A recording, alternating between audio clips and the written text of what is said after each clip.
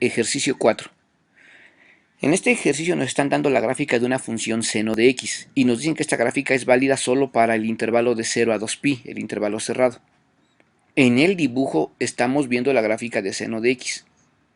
Esta gráfica ya debe de ser conocida para nosotros. Deberíamos de conocer con toda claridad los puntos esenciales de la función seno de x.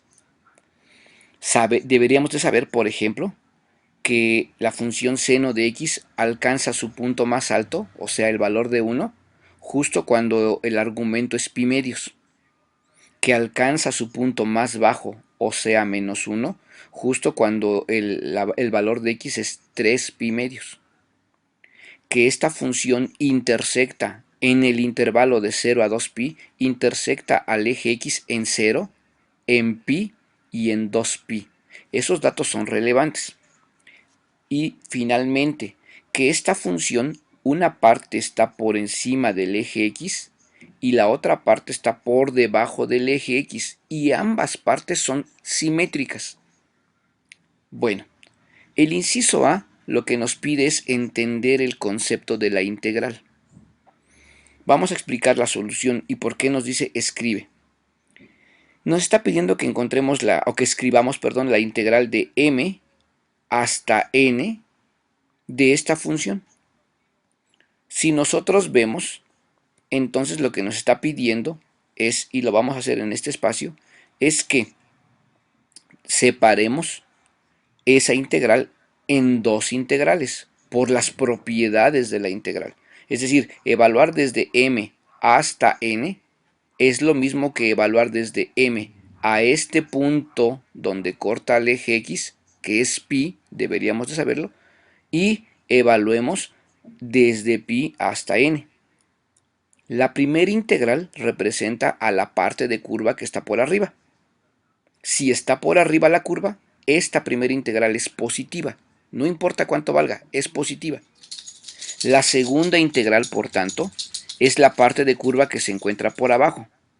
Esa curva, al estar por abajo, hace que esta integral sea negativa. Este valor va a resultar negativo. Y como se tratan de regiones que son perfectamente simétricas, pues el valor de la primera será positiva y el valor de la segunda será negativa. Las dos, en términos de valor numérico, tienen la misma cantidad, valen lo mismo, pero en términos de signos, la primera es positiva y la segunda es negativa. Ahora, sin hacer el cálculo, nosotros debemos de saber que al ser simétricas, entonces, mientras la primera tiene un valor de k, cualquiera que sea este valor k, la otra tiene que ser menos k. Son simétricas, valen lo mismo. La primera positiva está por arriba, la segunda negativa está por abajo. Por tanto, la suma de estas dos integrales debe de ser cero. Ese es el razonamiento que se pide en el inciso A. Entender que una integral es la suma de dos integrales. Está por arriba, positiva. Está por abajo, negativa. Bien, ¿qué diferencia hay con el inciso A y el inciso B? En el inciso B nos pide la región delimitada, la región sombreada. Vamos a explicar esta parte. Como nos piden la región sombreada, y aquí sí debemos de establecer claramente los valores, nos están pidiendo primero que integremos. Toda la integral va desde m, y sabemos que m debe de ser pi medios, hasta n, y n es 3 pi medios. Bueno, como nos piden hallar el valor del área, y una parte del área está por arriba del eje x y otra parte está por debajo, debemos de separar en dos integrales. La primera integral comienza en pi medios y termina en pi. La segunda integral comienza en pi y termina en 3 pi medios. Y aquí hay un cambio relevante. Si comparamos el inciso A con el B, debemos de darnos cuenta que en este caso la segunda integral tiene un signo negativo antes. ¿Por qué?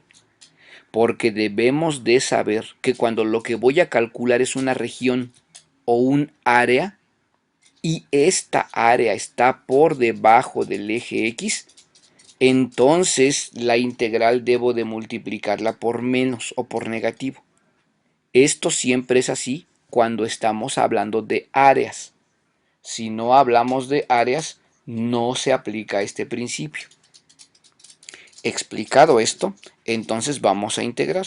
Sabemos que la integral de seno de x es menos coseno de x y que por el teorema fundamental esas integrales deben de evaluarse en el límite superior menos el límite inferior.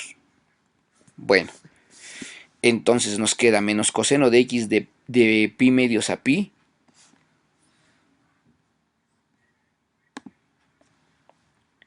Entonces nos queda coseno de x de pi medios a pi negativo más, porque como la integral es negativa, pero con el negativo de esto se vuelve positivo, ese es el cambio, más coseno de x de pi a 3 pi medios. Evaluamos según el teorema fundamental y entonces nos queda menos coseno de x, pero evaluado en pi.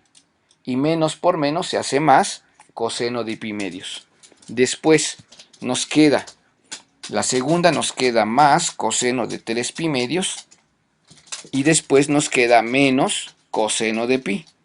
Así nos queda planteado el teorema fundamental del cálculo. Ahora bien, ya que tengo esa parte, vamos a sustituir. ¿Qué requerimos aquí? Conocer los ángulos notables para la función coseno.